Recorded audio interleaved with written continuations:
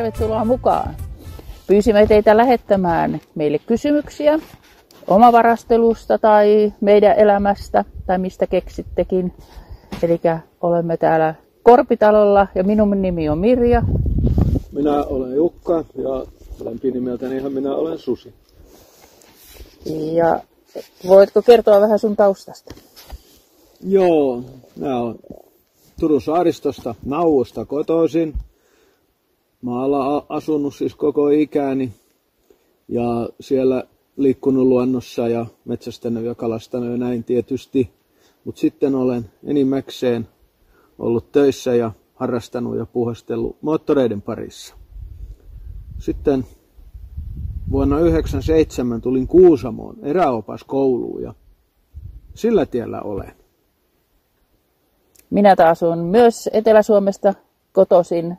Asuin Espoossa ja olin Helsingin keskustassa lääkäriasemalla fysioterapiassa töissä yhteensä 15 vuotta. Ja sitten yhdellä lomallahan me tavattiin Kiilopäällä. Joo. Ja sen jälkeen sitten ehkä, oliko vuosi siitä, niin perustettiin sitten oma yritys tänne Kuusamoon. Joo, meillä oli iso matkailualayritys ja oli lähinnä koiravaljakkotoimintaa. Meillä oli tuossa Rukalla täällä Kuusamossa niin 230 koiraa enimmillään ja semmoinen 10 000 asiakasta vuodessa kävi ajamassa meidän koirilla, eli melkoista toimintaa. Ja sitten tietysti meillä oli myös kesätoimintaa, mutta se oli aina vähän pienempää.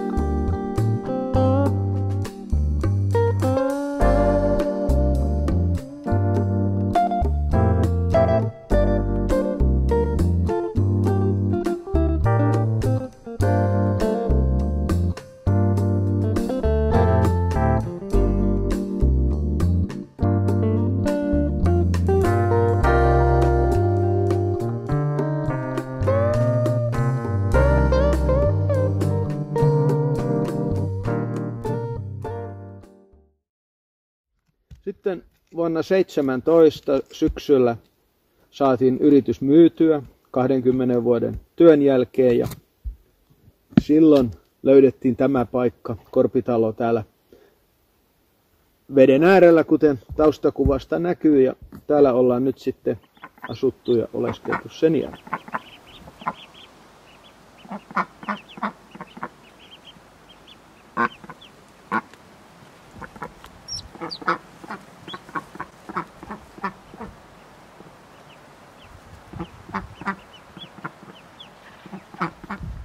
No niin, sitten saimme terveisiä Unkarista, terveisiä sinne takaisin. Ja heillä oli monta kysymystä, koska he haluaisivat muuttaa myös Suomeen. Ja haluaisivat tietää muun muassa, onko talot halpoja Suomen maaseudulla? No joo, halpa on tietysti suhteellinen kysymys, suhteellinen asia, mutta kyllä täällä pohjoisessa ja Itä-Suomessakin niin maaseututalot ovat halpoja, mikäli eivät ole järven rannalla jossain hienossa paikassa.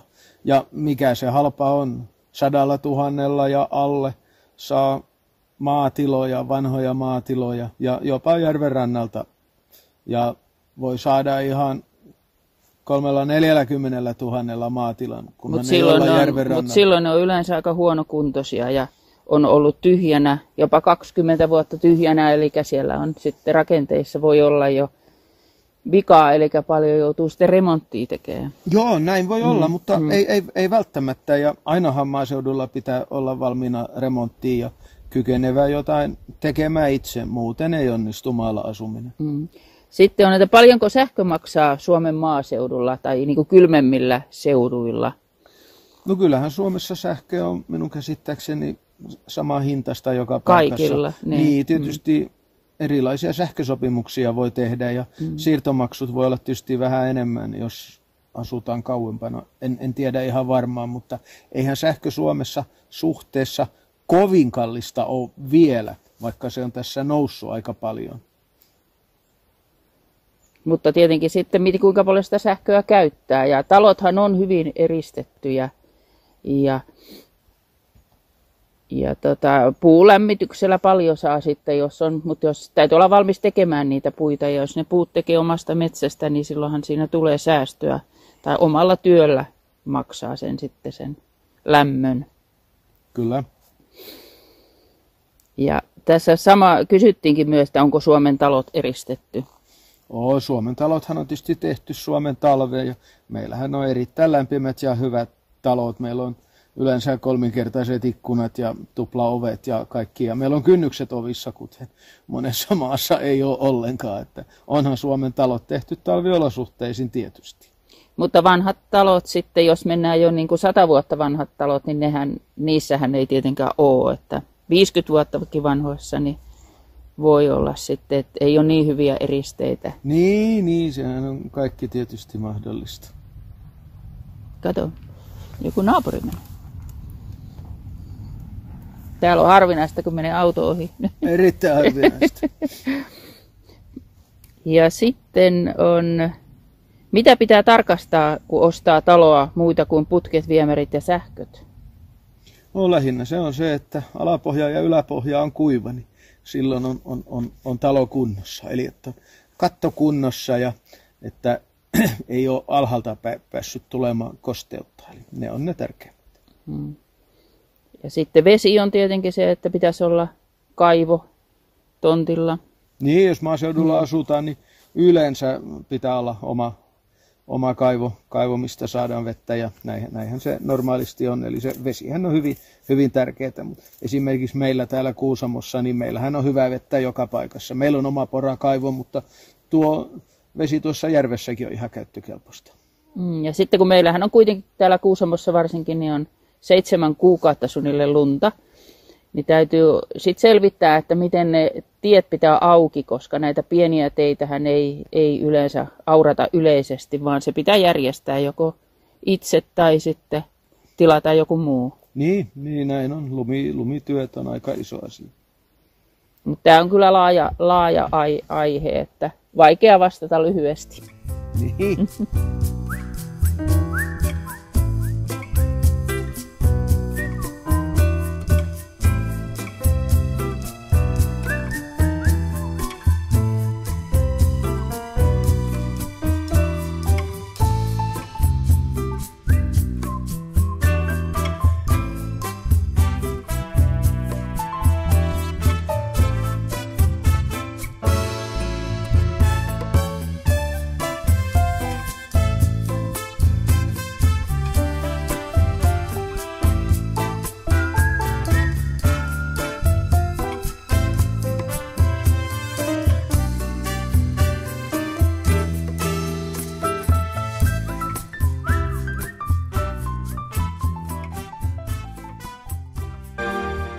Sitten jatketaan kysymyksillä.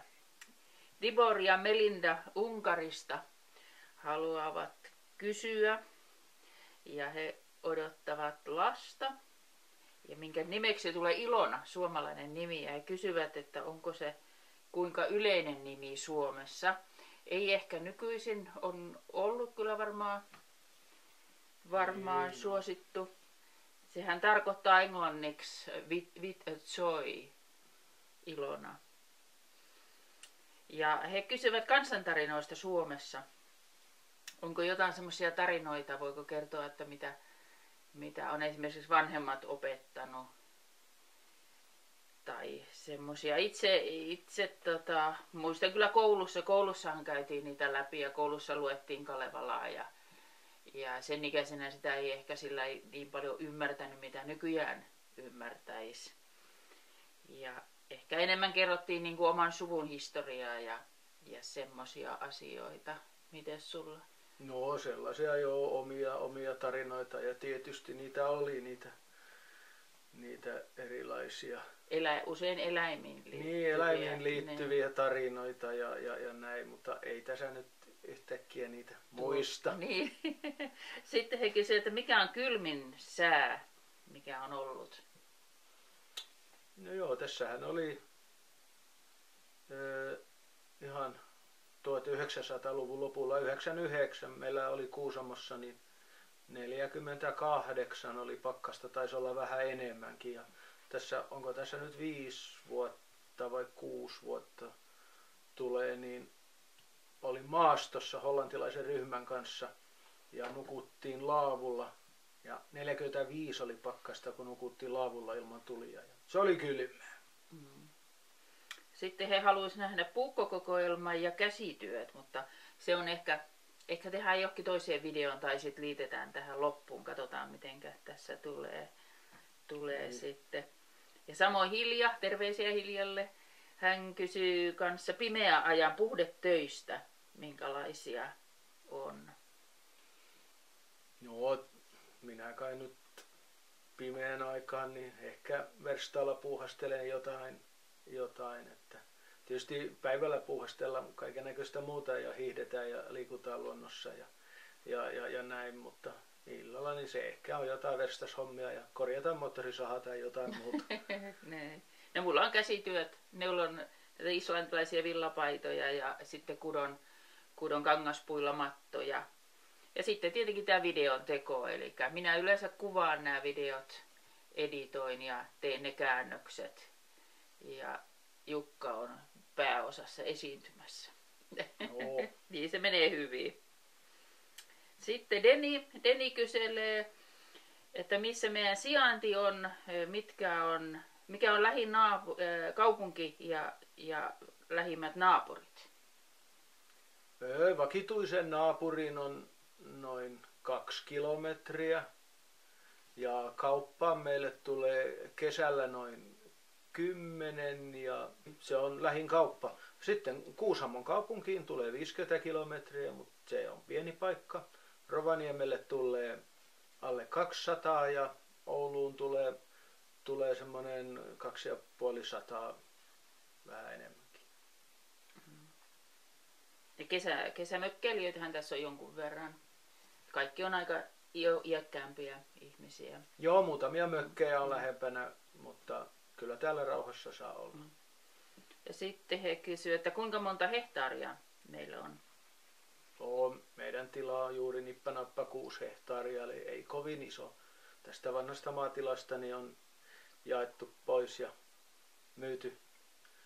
myyty jo suurin osa maasta. Mutta onneksi meillä on tämän verran.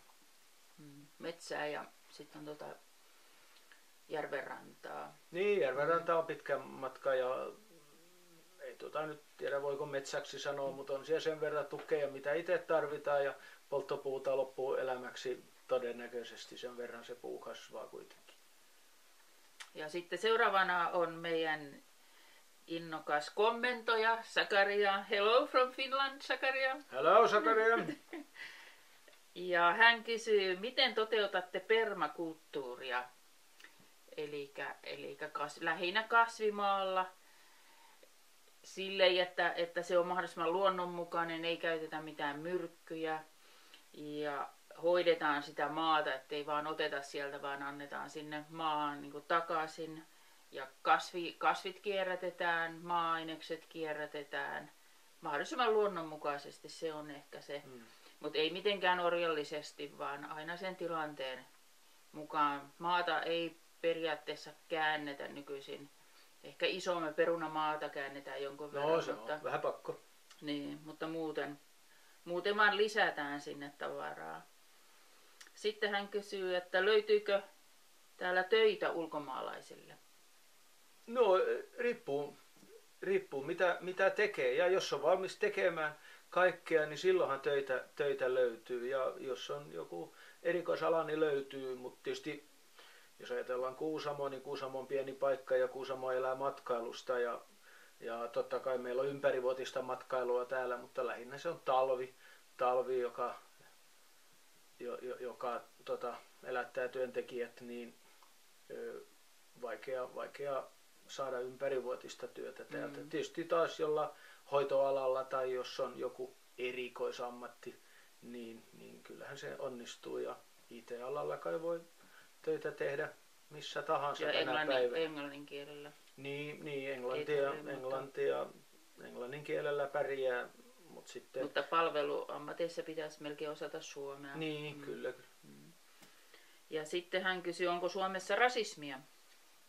No ainahan joka paikassa on vähän rasismia, mutta kyllä Suomessa on hyvin vähän, mutta tietysti ainahan sitä on joka paikassa. Ja sitten meillä on Ray Brooks Michiganista. Terveisiä, hello. Hello to Michigan. Ja hän kysyy, että kuinka paljon meillä kuluu polttopuuta talvessa. Se on aika vaikea kysymys. Heillä kuluu 10 kordsia niin kuin talvessa. Eli mitä mä laskin, niin se olisi 36 kuutiota. Eli mittayksiköthän on erilaiset. Joo, se on aika paljon. Meillä menee paljon polttopuuta ja en ole oikein niin laskenut, mutta noin arvioinut, että semmoinen 30, vähän reilu 30 pinoa kuutiota sitä menee meilläkin, eli aika paljon. Ja silloin se tarkoittaa, että meillä on puuhella keittiössä ja sitten meillä on leivinuuni. Ja tietysti kesällähän tuo rantasauna myös vie jonkin verran puuta. Talvella ei käytetä rantasaunaa. Silloin meillä on sähköinen sisäsauna. Ja paljon on kiinni sitten, että minkälainen se uuni on, että onko se tämmöinen valurauta uuni vai onko se tämmöinen muurattu tiili uuni. Joo, jos vaan on joku kamina, mihin syydetään puuta, niin silloinhan sitä menee paljon ja lämpötila nousee ja laskee koko ajan, mutta niin kuin meillä, kuten meillä Suomessa yleensä on, niin meillä on hyvät lämmitysjärjestelmät ja meillä on täällä leivinuuni, mitä me lämmitetään ja sillähän saadaan suht tasainen lämpötila ja se ei silloin vie niin paljon puuta. Joo, mehän voitaisiin kohta katsoa se uuni. Joo, katsotaan miltä uuni näyttää, niin voi jokainen sitten miettiä ja ajatella, että paljonko se 30 kuutiota on, mitä ne uunit ja hellat syö talven aikana. Katsotaanpa.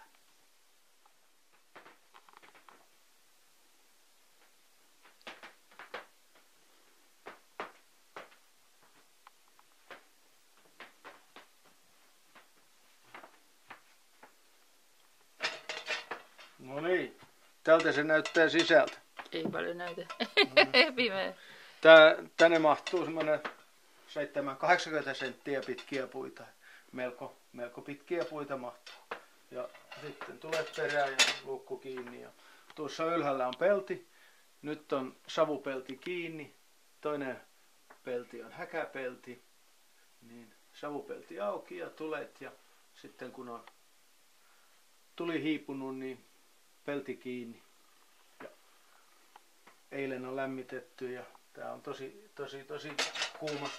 Ja uunissa on vielä 150 astetta lämmintä sisällä ja eilen oli tulet, eli siitä on, no se on melko tasavuorokausi siitä, kun pantiin pelti kiinni ja vielä uunissa 150 astetta. Eli tällainen iso kivikasa niin pysyy kauan lämpimänä. No niin, tässä oli kaikki kysymykset tällä kertaa ja vastaukset. Kiitoksia kaikille, ketkä lähetti kysymyksiä. Kiitos kaikille, ketkä katsovat ja kommentoivat ja tilaavat kanavaa. Se on erittäin mukava.